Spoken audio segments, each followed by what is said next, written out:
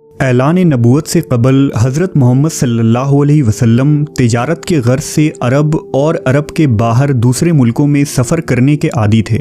آپ صلی اللہ علیہ وسلم نے شام، بصرہ، یمن اور بحرین کا کئی مرتبہ سفر کیا تھا، جہاں مختلف بازاریں قائم تھیں۔ نبوت کے بعد جب ایک دفعہ بحرین سے عبد القیس کا وفد حضور کے پاس آیا تھا تو آپ نے بحرین کے ایک ایک مقام کا نام لے کر وہاں کا حال پوچھا تھا۔ لوگوں نے تعجب سے پوچھا کہ آپ تو ہمارے ملک کا حال ہم سے بھی بہتر جانتے ہیں۔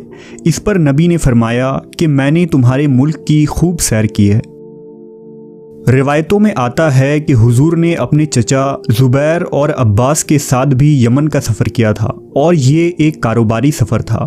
سفر سے واپسی کے بعد جناب عباس کہا کرتے تھے کہ محمد کی ذات کی برکت کی وجہ سے اللہ ہمیں تجارت میں زیادہ فائدہ پہنچاتا ہے۔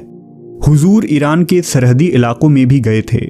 ان دنوں ایران میں منذر بن ساوا کی حکومت تھی۔ ان تمام سفر سے حضور کو خاصا تجربہ ہوا اور لین دین کے غرض سے مختلف علاقوں اور تہذیبوں کے لوگوں سے میل جول بڑھا۔ آپ صلی اللہ علیہ وسلم کو ان کی معاشرتی اور مذہبی زندگی کے متعلق کافی جانکاری موصول ہوئی۔ نبوی زندگی میں جب کبھی حضور اپنے کسی پرانے تاجر ساتھی سے ملتے تو انتہائی گرم جوشی سے ملاقات کرتے اور ان سے تجارت کے گزرے دنوں کی یادوں کو تازہ کیا کرتے تھے۔ ان دنوں عرب میں افسانہ گوئی کا رواج تھا۔ رات کو لوگ تمام کاموں سے فارغ ہو کر کسی خاص مقام پہ جمع ہوتے تھے اور ایک شخص جو داستان گوئی میں مہارت رکھتا تھا وہ داستان شروع کرتا تھا، جسے لوگ بڑے ذوق و شوق سے رات بھر سنتے۔ ایک دفعہ حضور نے بھی اس محفل میں شریک ہونا چاہا، لیکن اتفاق سے راستے میں شادی کی ایک محفل لگی تھی جسے دیکھنے کے لیے آپ وہاں کھڑے ہو گئے، اور آپ صلی اللہ علیہ وسلم کو وہیں نیند آ گئی۔ جب آپ اٹھے تو صبح ہو چکی تھی۔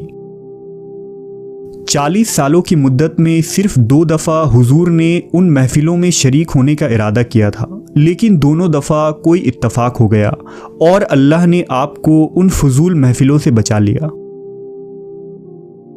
ان دنوں مکہ تمام تر بدعمالیوں اور برائیوں کا مرکز تھا۔ قریش مکہ نے حج میں طرح طرح کی بدعتوں کو ایجاد کر لیا تھا۔ مرد ننگے ہو کر کعبہ شریف کا طواف کیا کرتے تھے، جبکہ عورتیں بھی نیم برہنہ حالت میں کعبہ کے گرد چکر لگایا کرتی تھیں۔ لوگوں نے کعبہ کے گرد 360 بت رکھ دیے تھے۔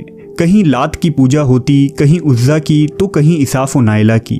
یہ وہ پتھر تھے جن کو لوگوں نے خدا کا درجہ دے دیا تھا اور کفر ہر طرف غالب آ چکا تھا۔ کہیں بتوں کے آگے قربانیاں کی جاتی تھیں تو کہیں مجاور اور پجاری لوگوں سے نذرانے وصول کر کے اپنی جیبوں کو بھرتے تھے۔ حضور اہل مکہ کے ان اعمال سے بہت غمزدہ رہتے اور انہیں جہالت و گمراہی میں دیکھ کر کراہت محسوس کرتے۔ یہی وجہ تھی کہ آپ صلی اللہ علیہ وسلم کو حج، طواف اور قیام منی کے لیے کئی بار کہا گیا، لیکن حضور ان لوگوں کی خرافات کی وجہ سے صاف انکار کر دیا کرتے تھے۔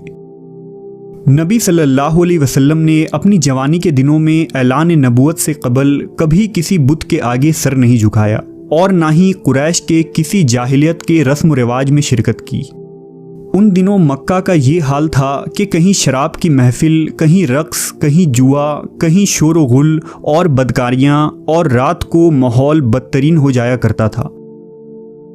مگر اس فحش ماحول میں حضور نے کبھی کوئی دلچسپی نہیں لی۔ آپ صلی اللہ علیہ وسلم کبھی شراب خانے کے قریب سے بھی نہ گزرے۔ مکہ کے رؤسا اور عمرا حیران ہوتے کہ یہ کیسا نوجوان ہے جو دوسرے لوگوں سے بالکل مختلف ہے، جسے نہ شراب سے اور نہ ہی شباب سے کوئی سروکار ہے۔ مکہ کے قبا خانے میں لونڈیاں اور کنیزیں ہر وقت موجود ہوتی اور لوگوں کو دعوت نظارہ دیتی اور انہیں اپنی طرف مائل کرتی، مگر یہ ہاشمی جوان ان کی طرف ایک نظر بھی نہ اٹھاتے اور بے پرواہی سے اپنے معاملات میں مشغول رہتے۔ حضور کا دامن شبنم کی طرح پاکیزہ تھا۔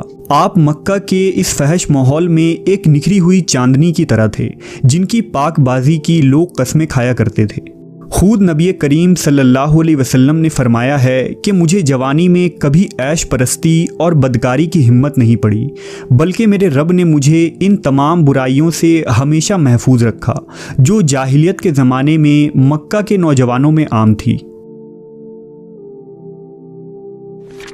دوستی زندگی کی اہم ضرورت ہوتی ہے۔ سچا اور مخلص دوست کسی دولت سے کم نہیں ہوتا۔ حضور پاک بھی دوستوں سے مستثنی نہیں تھے۔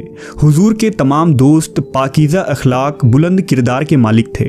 ان میں سب سے قریب حضرت ابو بکر صدیق تھے جو حضور کے جگری دوست تھے اور برسوں تک آپ کے شریک صحبت رہے۔ حضرت خدیجہ کے چچیرے بھائی حکیم بن حزام جو قریش کے نہایت ہی معزز رئیس تھے، وہ بھی آپ صلی اللہ علیہ وسلم کے خاص احباب میں شامل تھے۔ اسی طرح حضرت زماد بن ثعلبہ جو ازد قبیلے سے تھے، آپ صلی اللہ علیہ وسلم کے خاص ساتھی تھے۔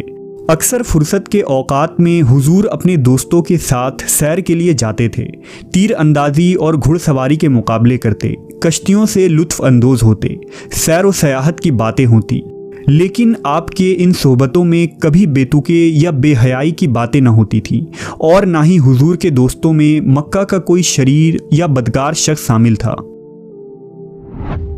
جب حضور کی عمر مبارک 35 برس ہوئی تو مکہ میں زبردست سیلاب آیا اور پانی کے تیز دھاروں سے خانہ کعبہ کی دیواریں گر گئیں، لہذا قریش مکہ نے کعبہ شریف کی دوبارہ مرمت کی اور سرداروں کے مشورے سے مکہ کے تمام قبیلوں نے علیحدہ پتھر جمع کیا۔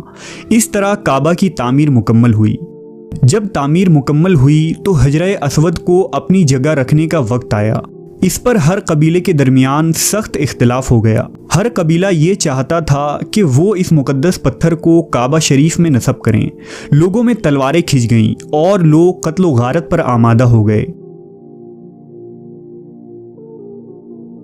لہذا ابو امیہ بن مغیرہ مخزومی جو اس وقت مکہ کے سب سے بزرگ ترین شخص تھے اور اس وقت ان کی عمر قریش میں سب سے زیادہ تھی، انہوں نے ایک رائے پیش کی اور کہا کہ کل صبح کو جو شخص سب سے پہلے مسجد حرام کے دروازے سے داخل ہوگا اسی کو اپنا حاکم بنا کر فیصلہ کر لیا جائے۔ سب نے اس رائے کو پسند کیا۔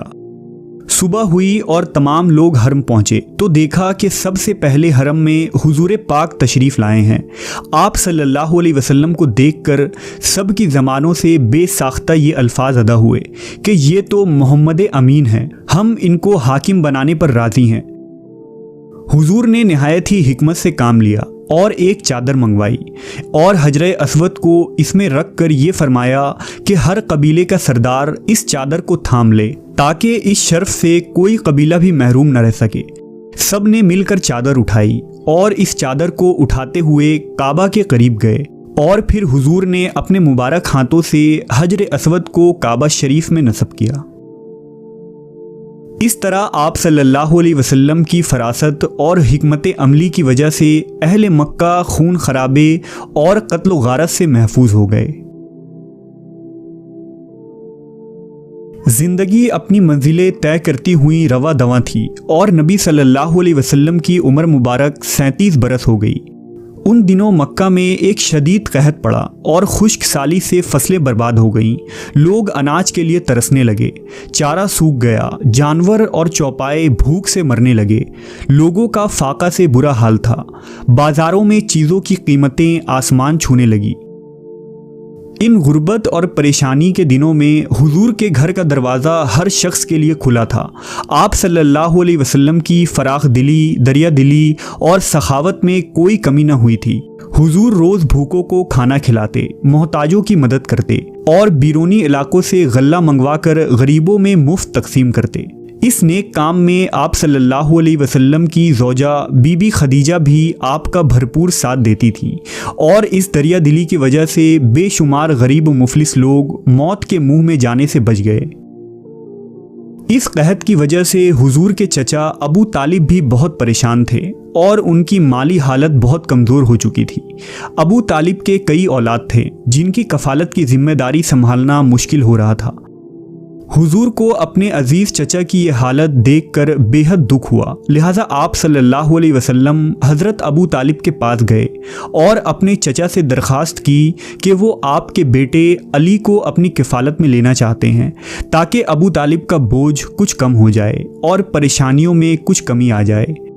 इस तरह अली इब्ने अबी तालिब नबी सल्लल्लाहु अलैहि वसल्लम के घर आ गए और अली की परवरिश हुजूर के साया रहमत में होने लगी।